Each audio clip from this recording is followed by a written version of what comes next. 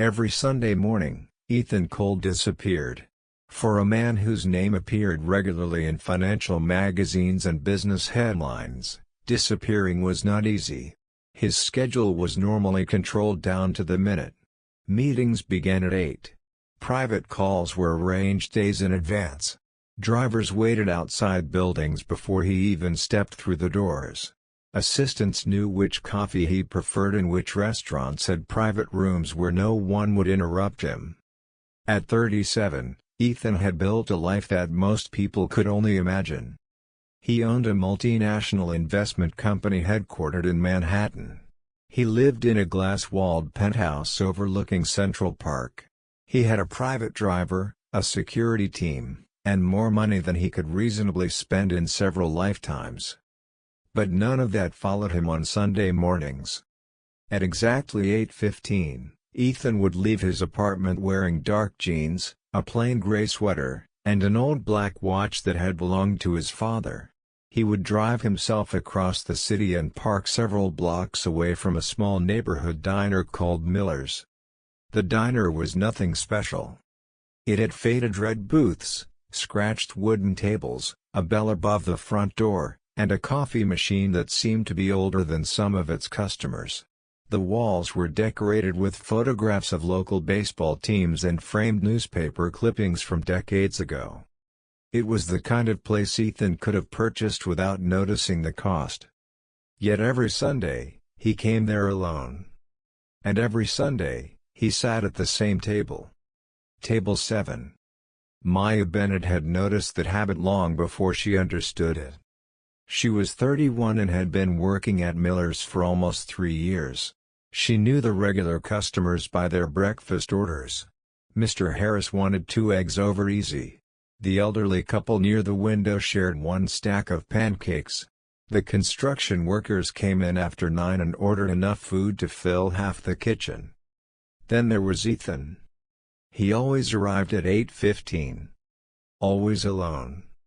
Always sat at table 7. And always ordered black coffee, 2 eggs, toast, and nothing else. Maya had initially assumed he was simply another quiet businessman. Then she noticed his hands. His clothes were inexpensive but carefully chosen. His shoes were clean. His watch looked old but expensive.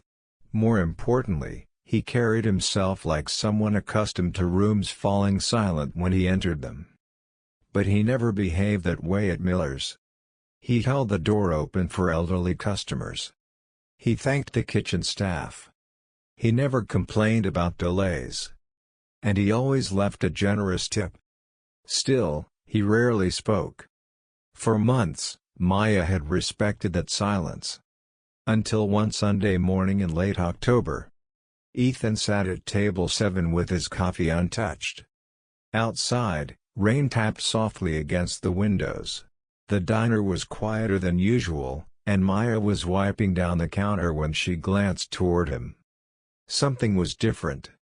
Ethan had taken an old photograph from his wallet. He stared at it for several seconds. His expression was not the usual distant calm Maya had come to recognize. There was sadness there. Not ordinary sadness. The kind that seemed to belong to someone who had carried it for a very long time. Maya looked away. She had learned not to pry. People came into diners carrying invisible stories. Some were celebrating. Some were grieving. Some simply needed somewhere to sit before returning to lives they didn't particularly want to face. Maya understood that better than most. Her own life had not turned out the way she expected either. At 27, she had married her college boyfriend, believing that a stable life would naturally follow. 4 years later, the marriage had ended quietly, without betrayal or scandal. 2 people had simply grown in different directions until staying together became more painful than leaving. Maya had moved back closer to her mother and started working at Miller's while figuring out what came next. She had learned something during those years. People rarely said what they were really feeling. Especially people who believed they had to appear strong. She looked toward Ethan again. He had already put the photograph away. His face was expressionless. Maya picked up the coffee pot and walked toward his table. "Refill?" Ethan looked up. "Please." She poured the coffee. Normally, that would have been the end of their conversation. But that morning, Maya hesitated. She glanced at the empty chair across from him. Then she looked back at Ethan. Can she ask something? Ethan's eyebrows lifted slightly. "You just did." For the first time, Maya saw the faintest hint of humor in his expression. She smiled. "Fair enough." She placed the coffee pot down. "Why does he always sit alone?" The question seemed to change the temperature around the table. Ethan's expression disappeared. His fingers tightened slightly around the coffee cup. For several seconds, he said nothing. Maya immediately regretted asking. "Forget it," she said gently. "That was too personal." "No." Ethan's voice was quiet. He looked toward the rain-covered window. "I just wasn't expecting the question." Maya nodded. "Most people aren't." A long silence followed. Then Ethan looked back at her. "Maybe that's why he keeps coming." Maya didn't know what he meant. Before she could ask, the bell above the front door rang. A group of customers entered, bringing cold air and rain with them. Maya stepped away to greet them. When she looked back a few moments later, Ethan was staring at table 7 as if it held a memory he could neither leave behind nor explain. She didn't know it then, but her question had crossed a line Ethan had spent years protecting. And for the first time in a long time, someone had made him wonder whether the lonely life he had built was actually the life he wanted. Ethan finished his breakfast, left the usual generous tip, and walked toward the door. Just before leaving, he stopped. He turned toward Maya. "Same time next Sunday?" Maya smiled. "Same time." Ethan nodded and stepped into the rain. But that Sunday was different.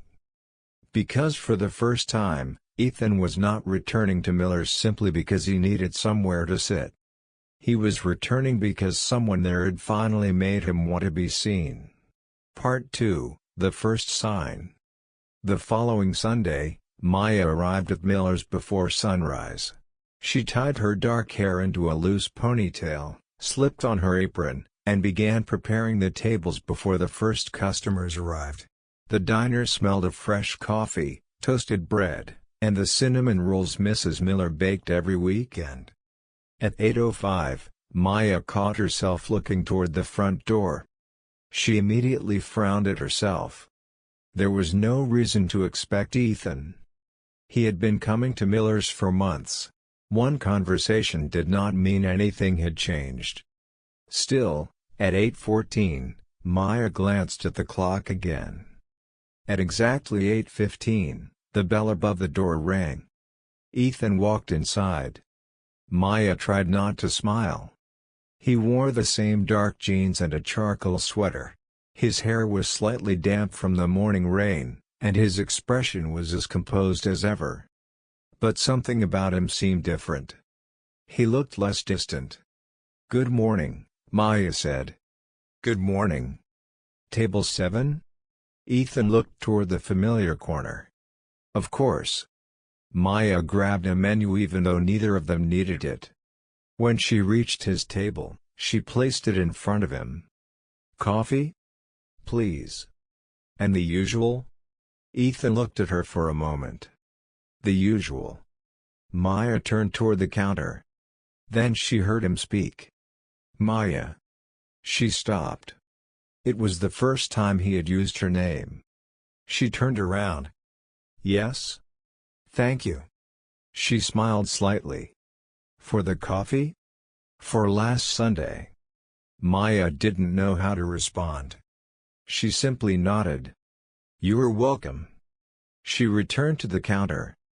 For the next 20 minutes, everything seemed ordinary. Ethan read something on his phone. Maya served customers. The kitchen staff argued playfully over an order of pancakes. But Maya kept noticing him. Every few minutes, Ethan looked up. Not at his phone. At her. Whenever their eyes met, he quickly looked away. It was subtle. Almost imperceptible. But Maya noticed. She had spent years learning how to read people without asking too many questions. Around 9 o'clock, the diner became crowded. Maya rushed between tables, carrying plates and coffee pots. When she finally returned to Ethan's table, she noticed something strange. His food was untouched. "Everything okay?" Ethan looked down. "Yes. You haven't eaten." "I'm not very hungry." Maya raised an eyebrow. "That's a first." A faint smile appeared on his face. "You've been keeping track? You order the same thing every Sunday. It's difficult not to." He looked at her for a moment. Then he quietly said, "Some habits are easier to keep than others."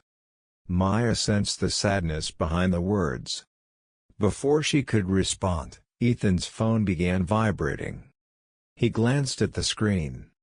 His expression immediately hardened. The warmth disappeared from his face. He answered. "Yes?" Maya stepped away. She wasn't trying to listen. But the diner was quiet enough that she heard fragments of the conversation. "No, move the meeting." A pause. "Because I said so." Another pause. "No. Tell the board I'll deal with it Monday." He ended the call. For several seconds, he stared at the phone. Then he placed it face down. Maya returned with a fresh coffee pot. "Bad news?" Ethan looked up. "Business. That sounds like bad news." "It usually is." She poured the coffee. "Then maybe that's why people come here." Ethan studied her. "Why?" "To have 1 hour where nobody asks them to solve anything." Something softened in his expression. "Maybe." Maya walked away. She didn't notice that Ethan continued watching her. That afternoon, Ethan returned to his penthouse. The silence greeted him before the elevator doors had fully opened. His apartment was immaculate. Too immaculate. No dishes in the sink. No shoes near the entrance. No photographs sitting on shelves. No evidence that another human being had ever lived there. Ethan walked to the window and looked down at Manhattan. His phone rang again. This time, it was his older brother, Daniel. Ethan answered. "What's wrong?" "Nothing," Daniel said. "That's why I'm calling." Ethan sighed. "Daniel. How was the diner?" Ethan became still. "How do you know about the diner?" "Because you've been going there every Sunday for nearly 2 years." Ethan frowned. "How long have you known?" "Long enough." Ethan walked toward the kitchen. "Why didn't you say anything?" "Because you never talked about it." There was a brief silence. Then Daniel asked, "Did something happen today?" Ethan thought about Maya. The question she had asked. The way she had looked at him. The simple warmth in her voice. "Nothing happened." Daniel laughed softly. "That's not an answer." Ethan didn't respond. Daniel knew his brother too well. "You sound different." "I'm tired." "That's not what I meant." Ethan looked toward the window. For a moment, he considered telling Daniel about Maya. Instead, he said, "There's a waitress there." Daniel was silent. Then he laughed. "A waitress? Don't make it sound like something it isn't." "I didn't say anything." "You were about to." "Maybe." Ethan shook his head. "It's nothing." Daniel's voice became more serious. "Just be careful." "About what?" "About pretending you're looking for coffee when you're actually looking for something else." The call ended shortly afterward. Ethan stood alone in the kitchen. He disliked how easily his brother's words had unsettled him. Because somewhere deep inside, Ethan knew Daniel might be right. The diner had once been a place where he could disappear. Now there was someone there who noticed when he entered. Someone who remembered what he ordered. Someone who had asked why he was alone. That night, Ethan opened the drawer beside his bed. Inside was an old photograph. He took it out. It showed a much younger Ethan standing beside his father outside Miller's diner. The photograph had been taken more than 15 years earlier. Ethan remembered that morning clearly. His father had promised him something. A promise that had never been kept. For years, Ethan had believed he returned to Miller's because he wanted to remember his father. But after meeting Maya, another possibility began to trouble him. Perhaps he had been returning because he was still waiting for something he had never received. Not money. Not an apology. Not even an explanation. Something much simpler. Someone who would sit across from him and ask why he was alone. Ethan placed the photograph back inside the drawer. Then he closed it. But the question remained. And for the first time, he wondered whether Maya had unknowingly opened a door he had spent years keeping locked. By the third Sunday, Maya had stopped pretending she wasn't waiting for Ethan. She arrived at Miller's early, finished her usual morning routine, and glanced toward the door more often than she cared to admit. At 8:15, the bell rang. Ethan walked in. But this time, he wasn't alone. A man in an expensive navy suit followed him through the door. Maya recognized him immediately.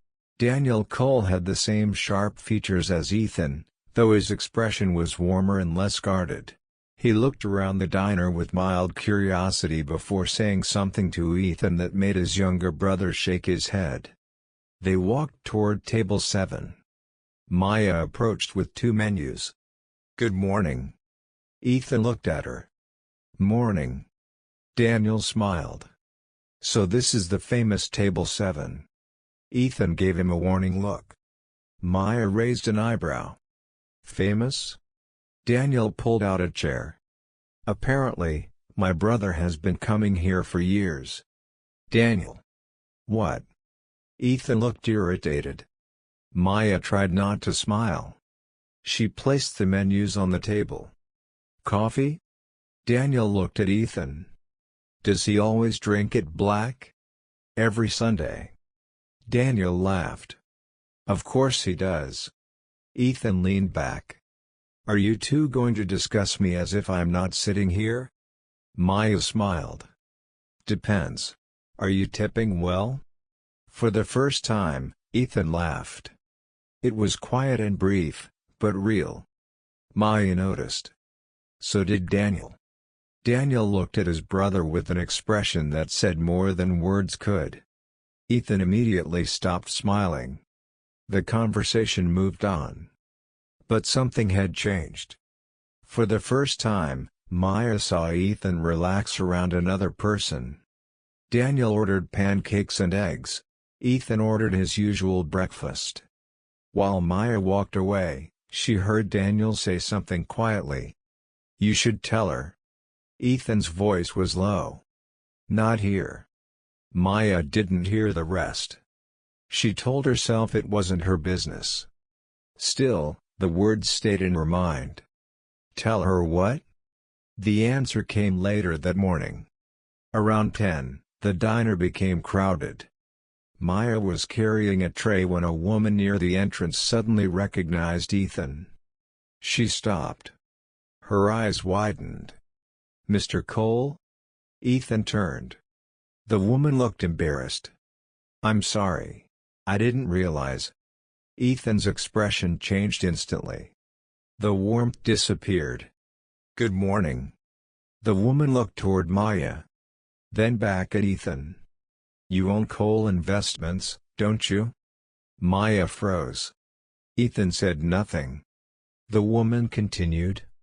"My husband reads about your company all the time." Daniel glanced at Ethan. Maya looked between them. Cole Investments. She had heard that name before. Everyone had. It was one of the largest private investment firms in the country. And its CEO was Ethan Cole. Maya slowly looked at the man sitting at table 7. The old sweater. The quiet breakfast. The generous tips. The simple car she had seen him drive. Suddenly, none of it made sense. Ethan noticed the change in her expression. Maya. She looked at him. Is it true? He didn't answer immediately. That silence was enough. Maya stepped closer. You're Ethan Cole? Yes. The answer was quiet.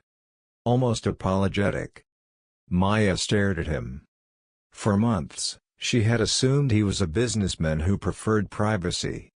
She had never imagined that he was one of the wealthiest men in the city. She thought about every conversation they had shared. Every question. Every joke. Every Sunday morning. And suddenly, she wondered how much of it had been real. Why didn't you tell anyone? Ethan looked down at the table. Because I didn't want to. Why? Because when people know, they treat me differently. Maya folded her arms. Maybe. Ethan looked up. You don't believe me? I don't know what to believe. The words hurt him more than he expected. Daniel quietly stood. I'll give you two some space. He left the table. Maya remained standing. How long were you planning to keep this secret? Ethan's jaw tightened. I wasn't planning anything. Then why did you never say it? Because you never asked. Maya stared at him. That's not fair. I know. The honesty in his voice disarmed her. She looked away. What happens now? I don't know. Maya took a slow breath. Neither do I. She walked back toward the counter. Ethan remained at table 7. For the first time since he had started coming to Miller's, he felt exposed.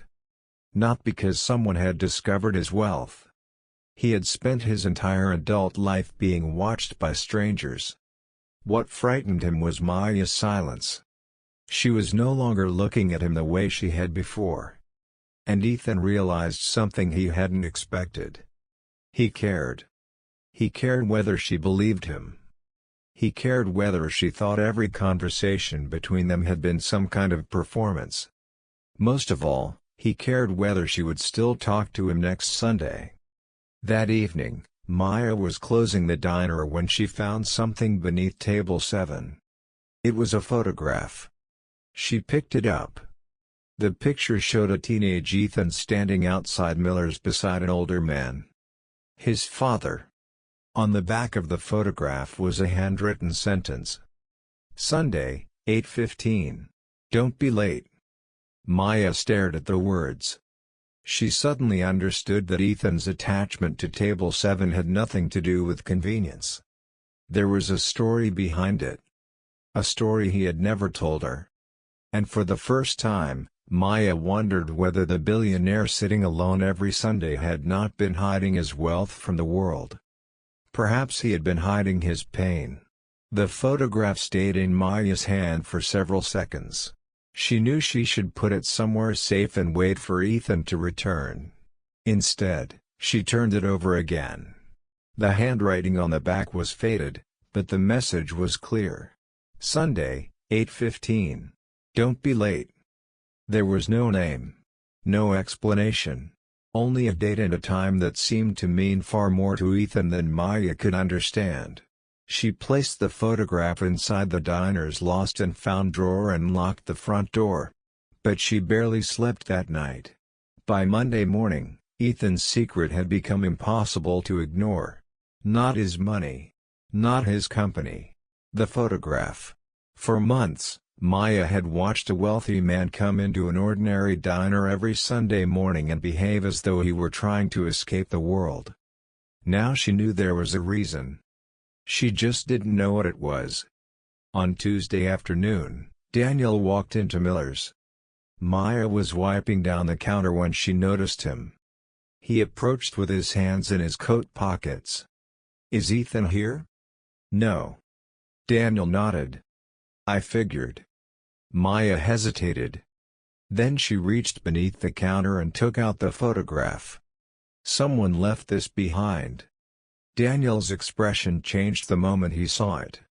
He took the photograph carefully. For several seconds, he said nothing. Then he exhaled. "Where did she find this?" "Under table 7. Daniel looked toward the corner. "Of course." Maya steadied his face. "You know what it means." Daniel didn't answer. "Does Ethan know?" "No." Daniel returned the photograph. "Then maybe he should be the one to tell you." Maya frowned. "Tell her what?"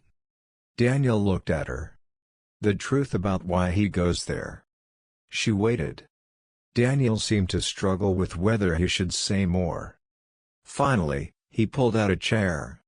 Years ago, before Ethan became who he is now, their father was still alive. Maya listened. "Victor Cole was a brilliant businessman," Daniel continued. "He built the foundation of the company Ethan eventually inherited. But he wasn't an easy man to live with." "Was he cruel?" "Not exactly." Daniel paused. "He was absent." That word seemed to carry more weight than Maya expected. "Always working?" "Always working." Daniel looked down at the photograph. When Ethan was 17, their father promised to meet him at Miller's one Sunday morning. Ethan had something important to tell him. "What?" Daniel shook his head. "I don't know." Maya didn't press. Ethan waited at table 7. "And their father never came?" Daniel looked toward the window. "No." Maya felt a quiet sadness settle over her. "Did something happen?" "Victor had an emergency meeting. He chose work." Maya's expression tightened. "That sounds familiar." Daniel gave a small, bitter smile. It was familiar to Ethan too. He continued. "Ethan waited for hours. Eventually, he went home.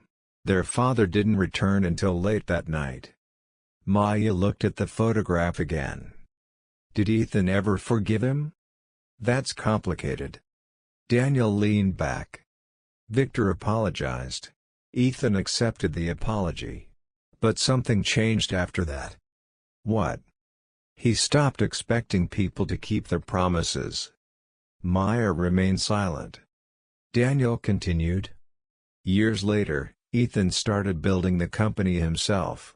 He worked constantly. He became successful very quickly." "Because he wanted to prove something?" "Probably." Daniel looked directly at her. "But success didn't make him happier." Maya thought about Ethan sitting alone every Sunday. She understood now. "He keeps going back because of his father." "Partly." Daniel's answer surprised her. "Partly?" "He told me once that he kept going because he wanted to remember what it felt like to wait for someone." Maya frowned. "That doesn't make sense." It didn't make sense to him either. Daniel smiled sadly. "Some wounds don't." For a moment, neither spoke. Then Maya asked the question that had been sitting in her mind. "Why didn't he ever tell her?" Daniel gave her a knowing look. "Because Ethan doesn't tell people things that matter." "Why?" "Because the things that matter are the things he can lose." The sentence stayed with Maya long after Daniel left. That evening, Maya went home to her small apartment. She made tea and sat near the window. She thought about Ethan. Not the billionaire. Not the CEO. Just Ethan. A 17-year-old boy sitting at a diner table, waiting for his father. She wondered how many times he had returned to that same table afterward. How many Sundays he had spent trying to rewrite a morning that could never be changed. The next Sunday arrived quickly. At 8:15, Ethan walked through the door. He looked tired. Maya noticed immediately. He approached table 7 but didn't sit down. Instead, he stood there, looking at the chair across from him. Maya walked over. She found something. Ethan looked at her. Maya placed the photograph on the table. His face changed. For a moment, he didn't touch it. Then he picked it up. Where? Under the table. Ethan looked at the back. His thumb slowly moved across the handwriting. You saw this? It wasn't a question. Maya nodded. Daniel told her some of the story. Ethan's eyes lifted. He did? Only part of it. Ethan looked toward the window. Rain had started falling again. It's been 15 years. Maya sat across from him. Then why does he still come? Ethan looked at the empty chair beside her. For a long time, he said nothing. Then he finally answered. Because he never got the chance to say goodbye. Maya waited. To his father? Ethan shook his head. To the boy he used to be. The words surprised her. Ethan sat down. For the first time, he didn't look like the powerful businessman everyone knew. He looked tired. Human. Maya didn't reach for his hand. She didn't offer advice. She simply stayed. And perhaps that was exactly what Ethan had been searching for all those years. Not someone to fix the past. Just someone willing to sit beside him while he finally faced it. For the first time since Ethan had started coming to Miller's, he stayed after breakfast. The morning crowd slowly disappeared. Plates were cleared, coffee cups were refilled, and the familiar noise of the diner settled into a comfortable quiet. Ethan remained at table 7. Maya sat across from him during her break. Neither of them spoke for several moments. The photograph lay between them. Finally, Maya asked, "Who wrote the message?" Ethan looked at the faded handwriting.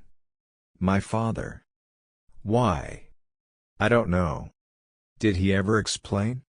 "No." Maya steadied his face. "Then what happened that Sunday?" Ethan leaned back. "He never showed up." "She knows that." "Does she?" Maya shook her head. "Daniel told her he had a business emergency." Ethan gave a faint smile. "That's the version everyone remembers." Maya noticed something in his expression. "There was more?" Ethan nodded. "My father didn't forget." Maya waited. "He chose not to come." The words were simple. But they carried years of pain. Ethan explained that his father had called him that morning. Victor had told him there was an important business meeting and that Ethan should go home. But Ethan had already been sitting at Miller's. He refused to leave. He waited. For 3 hours. Then 4.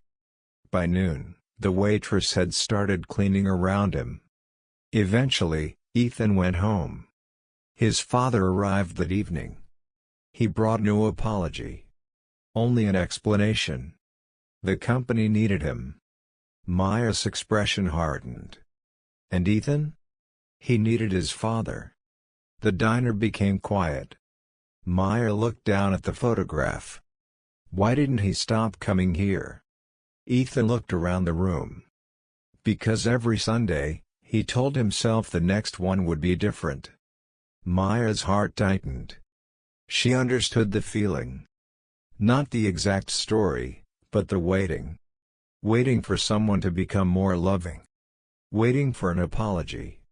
Waiting for a person to finally realize what they had done. Sometimes the hardest part wasn't being hurt. It was accepting that the person who caused the hurt might never understand it. After Ethan left, Maya found herself thinking about the photograph again. There was something she couldn't explain. The handwriting looked familiar. She had seen it somewhere before. That afternoon, she went through an old box of Miller's photographs kept in the office. Most were faded pictures of customers from decades ago. Birthdays. Anniversaries. high school teams, community events. Then she found one. A photograph from 15 years earlier. Miller's anniversary celebration. Several employees stood outside the diner. And in the corner was Victor Cole. Beside him stood a much younger Ethan. Maya looked closer. There was another person in the picture. A woman. She was standing behind Victor. Maya recognized her immediately. It was the woman from the old photograph Ethan had been holding weeks earlier. The same woman he had quickly hidden when Maya noticed it. Maya stared at the picture. Who was she? She searched through the box. Another photograph. Then another. The woman appeared several times. Sometimes beside Victor. Sometimes speaking with Ethan. Sometimes sitting at table 7. Maya's curiosity grew. She knew she was crossing a boundary. But something didn't feel right. The woman wasn't dressed like a business associate. She looked too comfortable around the family. Maya called Daniel. He answered after several rings. "Everything okay?" "I found something." Daniel became quiet. "What?" "A woman." Another silence. "Where?" "Old Miller's photographs." Daniel didn't answer. Maya knew immediately that he recognized her. Who is she? Her name was Elena. Was? She passed away years ago. Maya looked at the photograph. What was she to Ethan? Daniel sighed. She was his mother's closest friend. Maya felt relieved. Then Daniel added something. She was also the person who knew the truth about that Sunday. Maya sat down. What truth? I don't know if Ethan has told you. He hasn't. Then let him. The call ended. Maya stared at the photograph. The mystery had become larger. Victor had written the message. Ethan had waited. Elena had been there. And Daniel clearly knew more than he was willing to say. That evening, Maya returned the photographs to the box. But she kept one copy of the anniversary picture on her phone. Not because she wanted to expose Ethan. Because she wanted to understand him. The next Sunday, Ethan arrived earlier than usual. 7:58. Maya was surprised. He sat at table 7 without ordering. When she approached, he looked up. I need to tell her something. Maya placed the coffee pot on the table. Then tell her. Ethan took a breath. Before my father died, he asked me to forgive him. Maya listened. I told him I couldn't. Why? Because I thought forgiveness meant pretending it didn't hurt. Maya remained silent. Ethan continued. After he died, I found something in his office. What? A letter. Maya's heartbeat quickened. What did it say? Ethan looked toward the window. It said he had a reason for missing that Sunday. Maya leaned forward. What reason? Ethan's expression tightened. That's the part I never understood. He reached into his coat and placed a folded envelope on the table. I found it years ago. Maya looked at the envelope. The handwriting was unmistakable. Victor Cole. Ethan pushed it toward her. I've never opened it. Maya stared at him. Why? Because if I open it, I might finally learn why he chose not to come. A long silence followed. Then Ethan looked directly at her. And I'm not sure I'm ready to know. Maya understood then. He hadn't been searching for the truth all these years. He had been protecting himself from it. But now the envelope was sitting between them. And sooner or later, someone would have to open it. The envelope remained on table 7 for nearly a minute. Maya looked at it. Then at Ethan. The diner was quiet enough that the ticking clock behind the counter seemed unusually loud. You've carried that for years, Maya said. Ethan nodded. Why bring it here? He looked around the diner. Because this is where everything started. Maya touched the edge of the envelope but didn't open it. Does Ethan want her to read it? Ethan's expression softened. Yes. Then why hasn't he opened it himself? His eyes lowered. Because some answers don't change the past. They only change the way someone remembers it. Maya understood. The truth could be frightening even when it came from someone who was no longer alive. She slid the envelope back toward him. Ethan should open it. He looked surprised. She won't?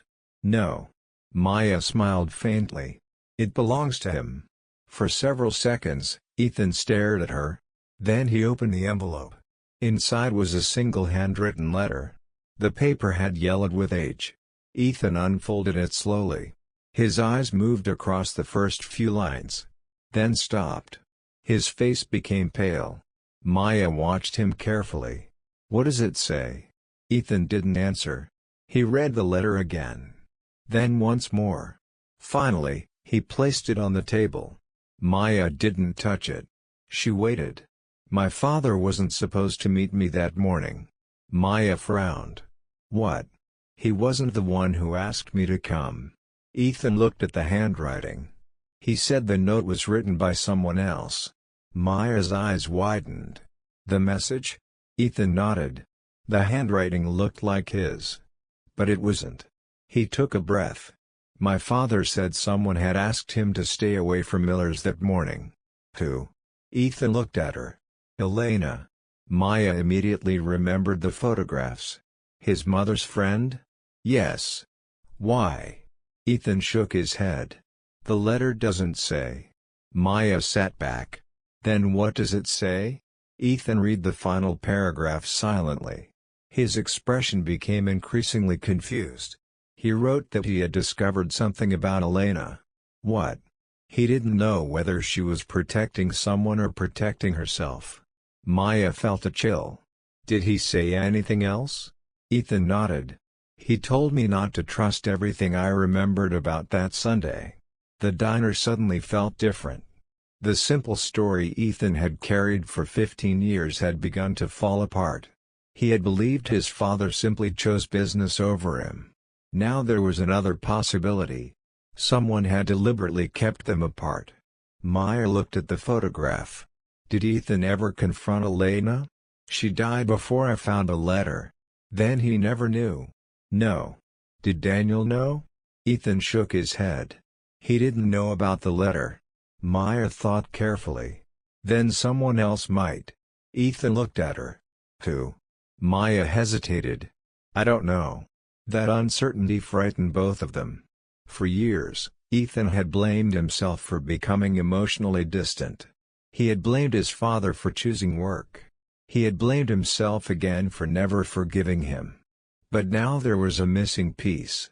And suddenly, his entire memory of that Sunday was uncertain. Ethan folded the letter. I'm going to find out. Maya looked at him. How? My father kept records of everything. Business records? Everything. He explained that Victor had maintained private files about major events in his personal and professional life. After his death, most of the records had been moved into a private archive owned by the family.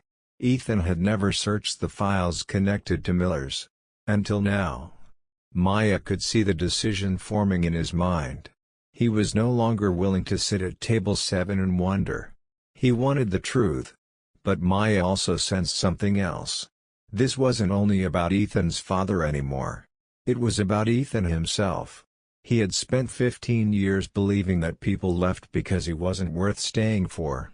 If that belief was wrong, then perhaps the walls he had built around his life were based on a lie. And that frightened him almost as much as the truth. 2 days later, Ethan invited Maya to the family archive. She almost refused. This is family business. It stopped being family business when it started controlling my life. Maya looked at him. Are you sure? No. He smiled slightly. But he is sure he doesn't want to keep living this way. It was the first time Ethan had spoken about himself without hiding behind certainty. Maya agreed. The archive was located in an old building outside the city. Inside were hundreds of boxes containing documents, photographs, journals, and letters. Ethan led Maya toward a locked cabinet. He opened it with a key. Inside were folders marked with dates. He searched through them. Then he found one. Miller's, October 14th. His hand stopped. Maya stood beside him. Ethan opened the folder. Inside was a receipt from the diner, a business card, 2 photographs, and a handwritten statement. Ethan picked it up. His eyes moved across the page. Then his breathing changed. "What?" He handed the paper to Maya. She read it. It was written by a former employee of Miller's. The statement described an argument that had taken place outside the diner on the morning Ethan had waited for his father. And the name of the person involved was not Victor Cole. It was someone else. Someone Ethan had trusted. Maya looked up. "Ethan." He took the paper back. His face had gone completely still. For 15 years, he had believed his father had abandoned him. Now he was beginning to understand that someone else might have been responsible. Ethan closed the folder. "We need to find this person." Maya nodded. But neither of them realized that the search for the truth was about to uncover something far more painful than either of them expected. The name on the old statement was Richard Cole. Ethan stared at it for a long time. His uncle. His father's younger brother. Richard had been the man Ethan remembered as the kindest member of the Cole family. When Ethan was a teenager, Richard had brought him to baseball games, taught him how to drive, and often told him that his father worked too much. For years, Ethan had trusted him. Now his name was sitting on a 15-year-old document connected to the worst Sunday of Ethan's life. Maya watched Ethan carefully. Could there be another explanation? There could. His voice was quiet. But Ethan needs to know. They spent the next several hours going through the archive. The statement had been written by a former Miller's employee named Samuel Price. According to the document, Richard had arrived at the diner before Victor and had asked the staff whether Ethan had arrived. When Samuel told him Ethan was already sitting at table 7, Richard had become agitated. He had then made a phone call outside. Shortly afterward, Victor arrived. But instead of entering the diner, he and Richard had argued near the parking lot. The argument lasted several minutes. Then Victor left. He never came inside. Ethan closed his eyes. For 15 years, he had remembered only the empty chair across from him. He had never known that his father had actually been there. Maya placed a hand on the edge of the table. Why would Richard stop him? Ethan shook his head. That's what he needs to find out. Richard was still alive. He had retired years earlier and lived alone in Connecticut. Ethan called him that evening. Richard answered on the 4th ring. "Ethan?" There was something in his voice. Recognition. But also fear. "Uncle Richard." A pause. "How are you?" "Fine."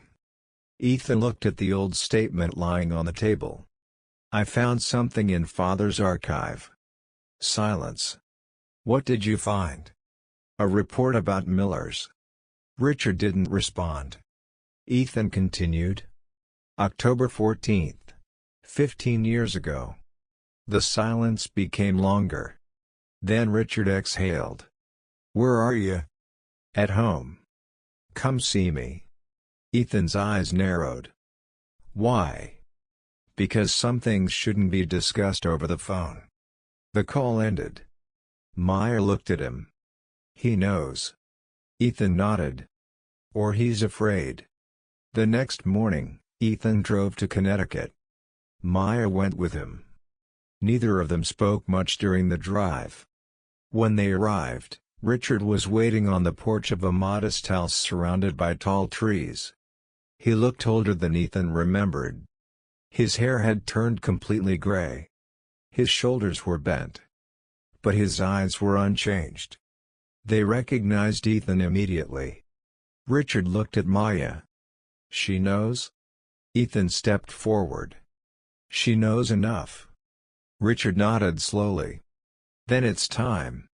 They entered the house.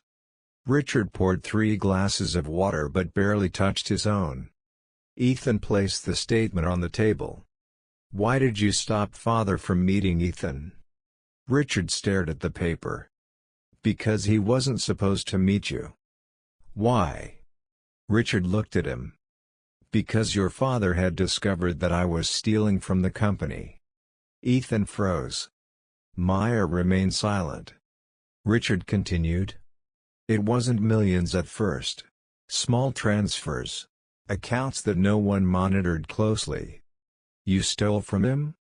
Yes. Ethan's jaw tightened. And Elena knew? Richard nodded. She found out. Then why did she tell Father to stay away from the diner?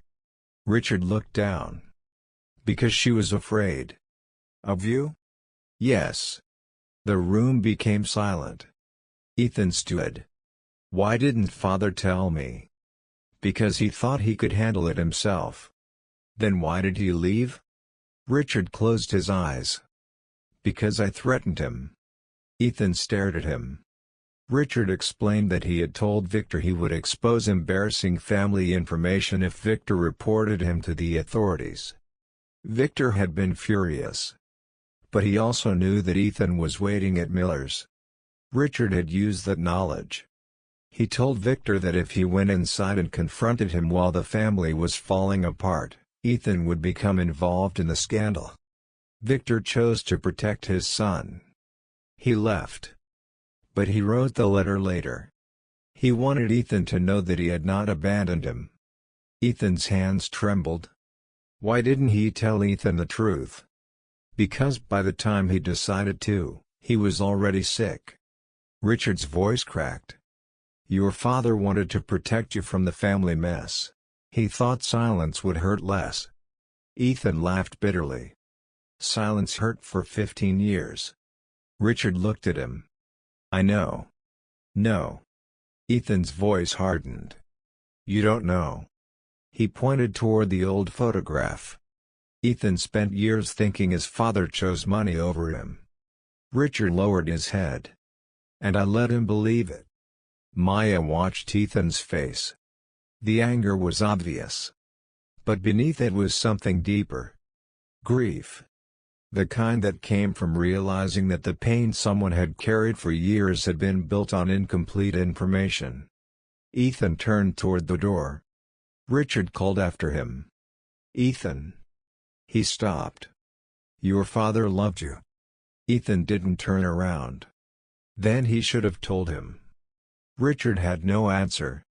Outside, the afternoon air was cold. Maya followed Ethan to the car. He stood beside the driver's door without opening it. For several moments, he said nothing. Then he finally spoke. He spent 15 years believing his father didn't love him. Maya nodded. He was wrong. Yes. Ethan looked toward the road. But being wrong doesn't erase what those 15 years did to him. Maya stepped closer. No, it doesn't. He looked at her. What happens now? Maya held his gaze. Now Ethan decides what he wants to do with the truth. He looked down. For years, he had believed forgiveness meant forgetting. Now he understood something different. Forgiveness might simply mean refusing to let an old wound make every future decision. Ethan took a slow breath. For the first time, he wasn't thinking about the past. He was thinking about Maya. And he realized the greatest danger was no longer losing someone. It was pushing away the one person who had stayed long enough to see him clearly. But before Ethan could say anything, his phone rang. Daniel. Ethan answered. His brother's voice sounded urgent. There is something else in Father's files. Ethan's expression changed. What? Daniel hesitated. Something about Maya's family. Ethan looked toward Maya. And suddenly, The past was no longer the only thing standing between them. Ethan lowered the phone slowly. Maya immediately noticed the change in his face. What happened? He didn't answer at first. Daniel's words were still echoing in his mind. Something about Maya's family. The drive back to New York was almost silent. Maya sat beside Ethan, watching the road disappear beneath the headlights. She could tell he was struggling with something. Does this have something to do with her? Ethan tightened his hands around the steering wheel. Daniel found another document in my father's files. What kind of document? I don't know yet. Maya looked out the window. Then don't assume the worst. Ethan glanced at her. That's harder than it sounds. She gave him a small smile. He's spent 15 years assuming the worst. Ethan almost smiled. Fair point. When they reached the city, Daniel was waiting at Ethan's apartment. A thick brown folder sat on the dining table. Daniel looked exhausted. He had clearly been searching through the archive for hours. Ethan walked toward him. What did you find? Daniel pushed the folder forward.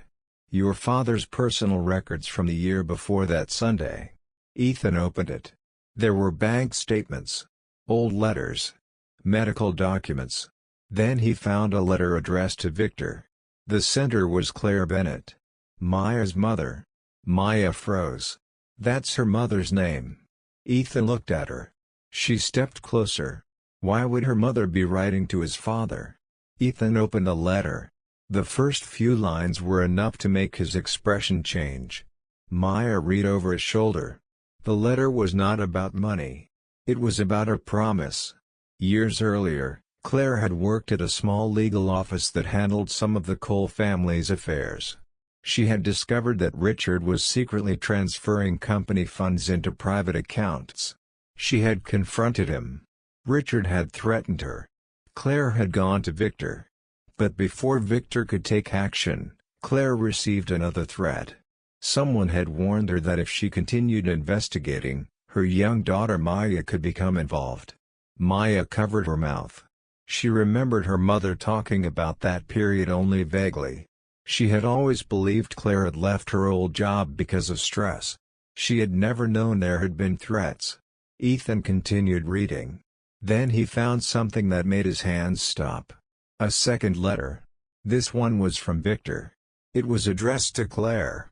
The letter explained why Victor had asked her to stay silent. He had promised to protect her and Maya. But he also admitted something else. He knew Richard had manipulated the situation surrounding Ethan's meeting at Miller's. Victor had planned to confront Richard that morning. He had intended to tell Ethan the truth afterward. But Richard threatened to expose Claire and Maya if Victor reported him immediately. Victor made a decision. He would sacrifice his relationship with Ethan temporarily to protect another innocent family. Maya stared at the page. He knew about her. Ethan nodded. He knew she existed. Not Maya personally. No. Daniel pointed to another document. There's more. Ethan opened it. It was a handwritten note from Victor. The date was only a few weeks before his death. The message was short. If Ethan ever meets Claire's daughter, he must know that her family was never responsible for what happened. I hope he understands why I chose silence. Maya's eyes filled with tears. For years, she had believed her mother had simply walked away from a promising career. Now she understood that Claire had been protecting her. And Ethan understood something even more painful. His father had not chosen business over him. He had chosen to protect two families at once. But the biggest revelation was still waiting. At the bottom of the folder was a photograph. Maya picked it up. It showed Victor standing outside Miller's on that same Sunday morning. Beside him was Claire. And between them stood a teenage Ethan. Maya stared at the picture. Ethan was there? Daniel nodded. Look closely. Maya did. Ethan was holding something. A small paper bag. Inside was a birthday gift. Maya looked at Ethan. His birthday? Ethan nodded slowly. My birthday was the week before. Victor had promised Ethan a watch. The watch Ethan still wore every Sunday. Maya looked at his wrist. The old black watch. The one she had noticed from the beginning. Ethan suddenly understood. His father had not forgotten. He had bought the watch. He had gone to Miller's. He had stood outside. And then he had left because Richard threatened Claire and Maya. Ethan sat down. For 15 years, he had believed the watch represented a promise his father had broken. Now it represented something completely different. A promise his father had tried to keep. Maya sat beside him. Neither spoke. After a while, Ethan said quietly, he loved him. Maya looked at him. Yes. He just didn't know how to show it. She nodded. Ethan looked at the photograph. The anger that had lived inside him for years was beginning to change. It wasn't disappearing. It was becoming grief. The kind of grief that comes when someone finally understands what they lost. Then Maya noticed another detail in the photograph. She pointed toward the background. There. Ethan looked. Behind them was the diner. And in the window stood Elena. Watching. Maya's voice was barely above a whisper. She knew. Ethan stared at the image. Elena had known the entire truth. She had been the person who convinced Victor to leave that morning. She had protected Claire. She had protected Maya. But she had also kept Ethan from knowing why his father left. The final mystery had been solved. There had been no secret lover. No betrayal. No second family. Only frightened people making imperfect choices while trying to protect one another. And Ethan realized the most painful part of his past had never been what his father had done. It had been what Ethan had believed his father had done. He looked at Maya. For the first time, there were no walls between them.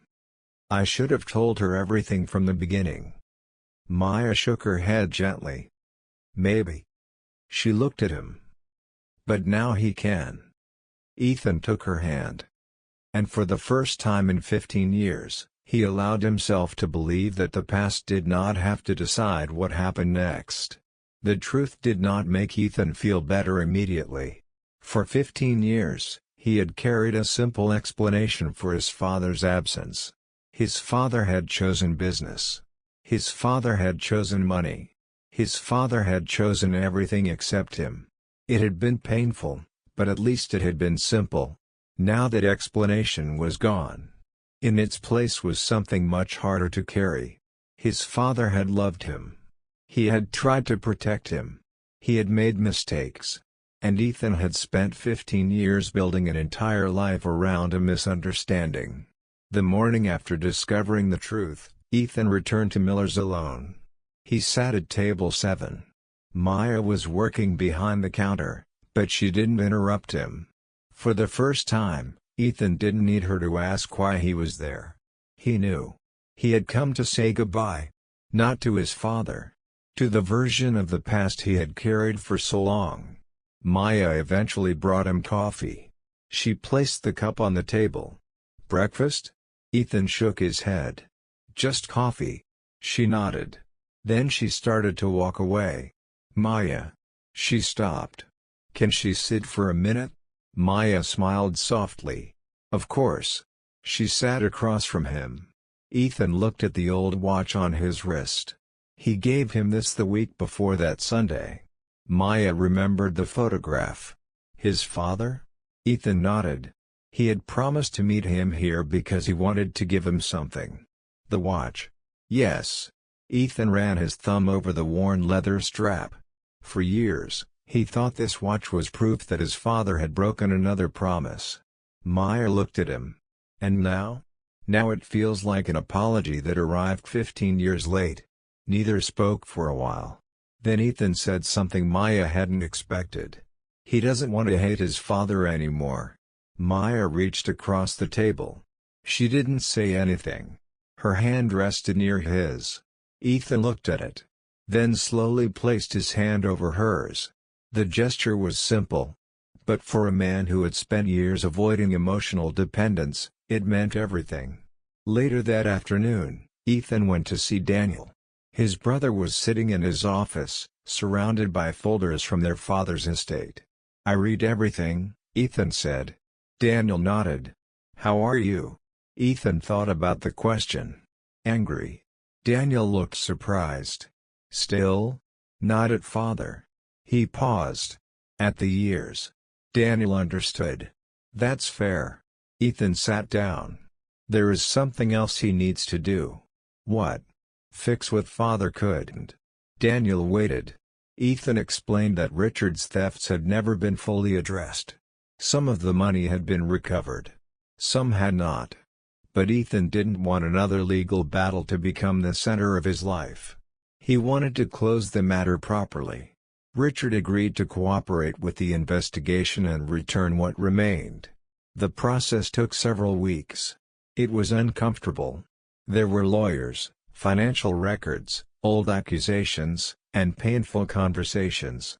But Ethan refused to hide behind his wealth.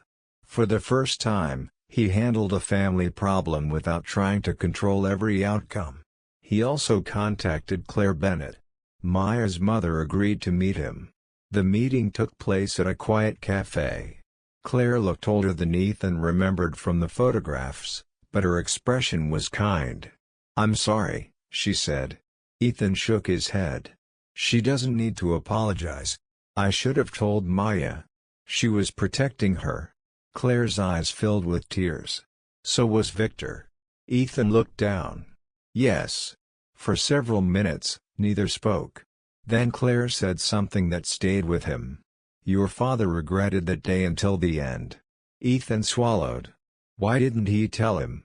Because he thought protecting people meant carrying the burden alone. Ethan gave a sad smile. "That sounds familiar." Claire smiled through her tears. "Perhaps that's where he learned it." After leaving the cafe, Ethan sat in his car for several minutes. He realized how much of his father's personality lived inside him. The secrecy. The control. The belief that love meant protecting people without letting them choose for themselves. Ethan had spent years trying not to become his father. Yet he had become him in ways he never noticed. That evening, he went to Maya's apartment.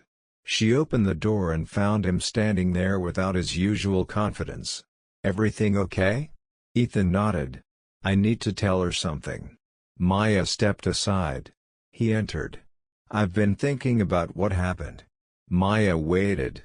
Ethan spent years believing that if he controlled everything, nobody could hurt him.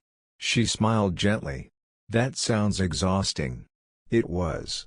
He looked at her. But then she came along. Maya laughed softly.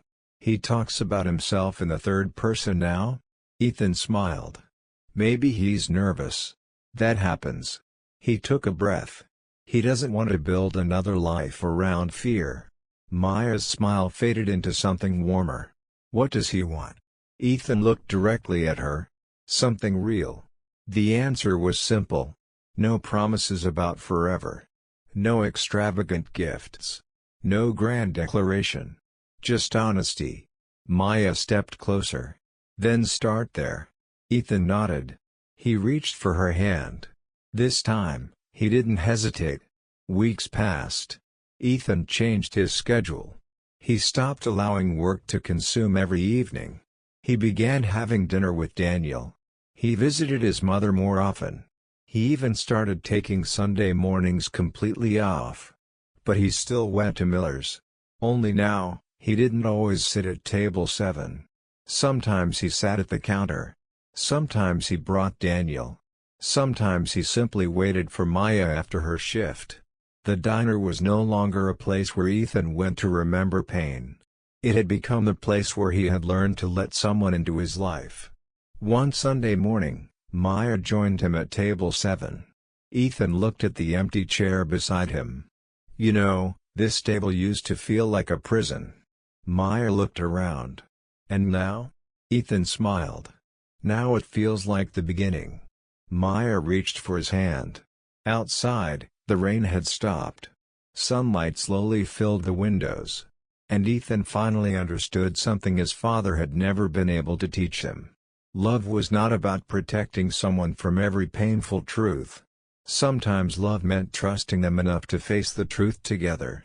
But neither Ethan nor Maya knew that the next Sunday would bring one final surprise, one that would force Ethan to decide whether he was truly ready to leave the past behind.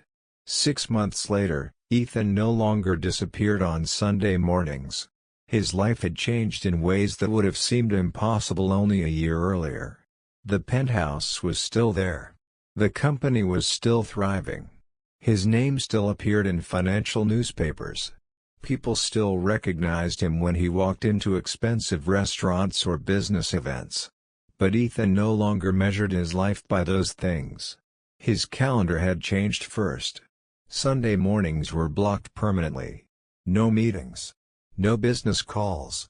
No emergency strategy sessions unless something truly required his attention. Instead, he had breakfast at Miller's. Sometimes with Maya.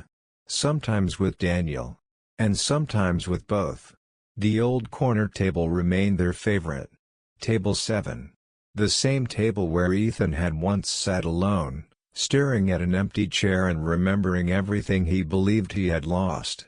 Now the chair across from him was rarely empty. On a cool Sunday morning in April, Ethan arrived at Miller's carrying a small paper bag. Maya was already there.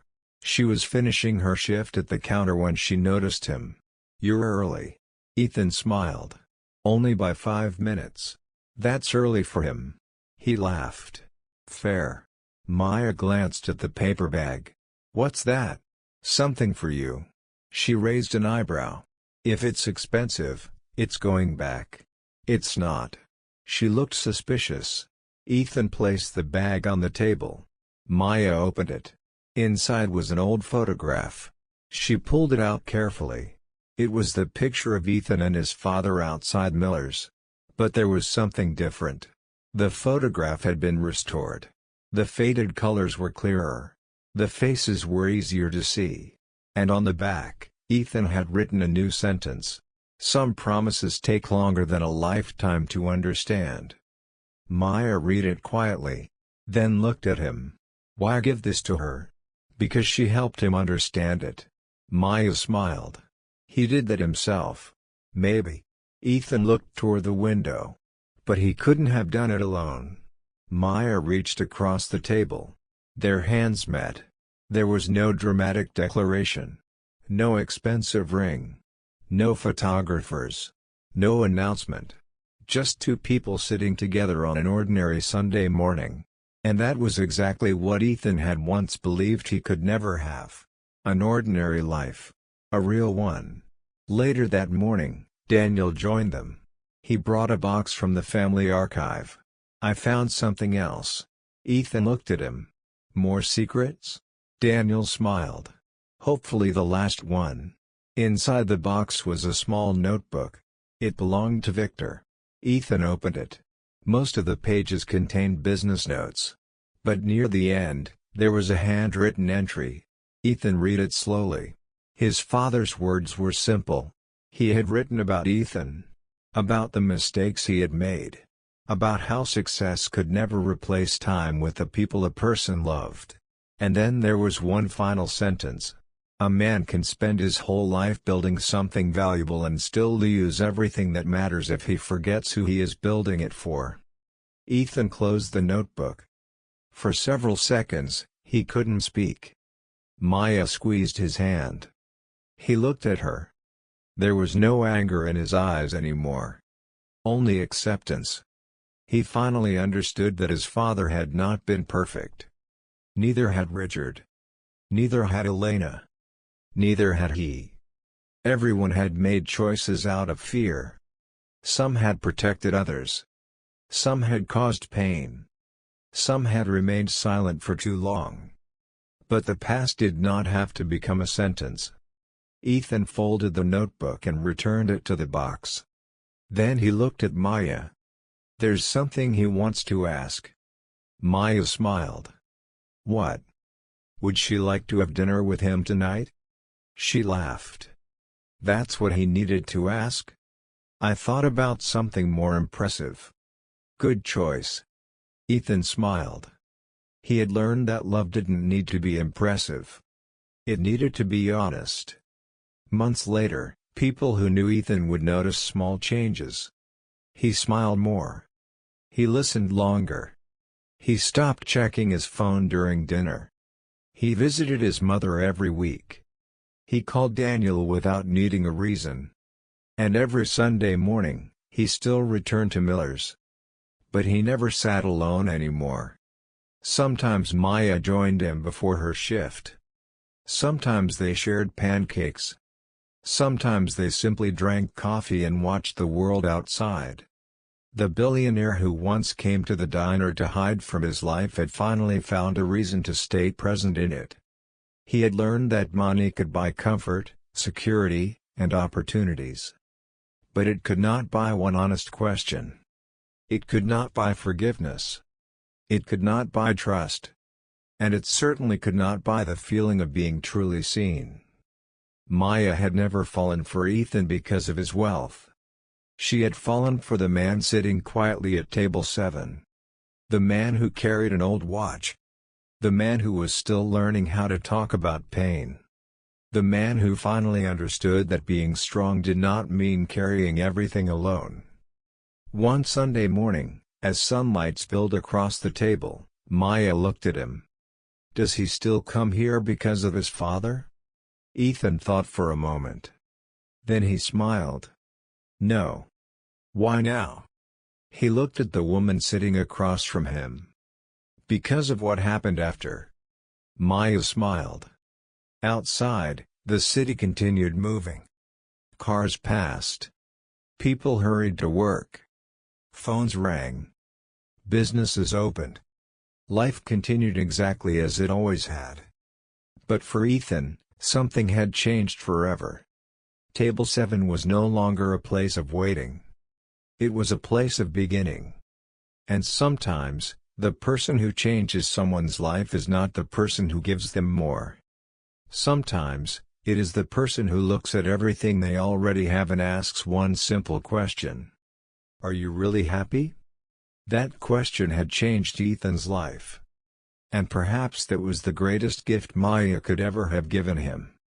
If someone you loved had hidden the truth because they were afraid of losing you, would you give them a second chance? Or would some wounds simply be too deep to reopen? What would you have done in Maya's place?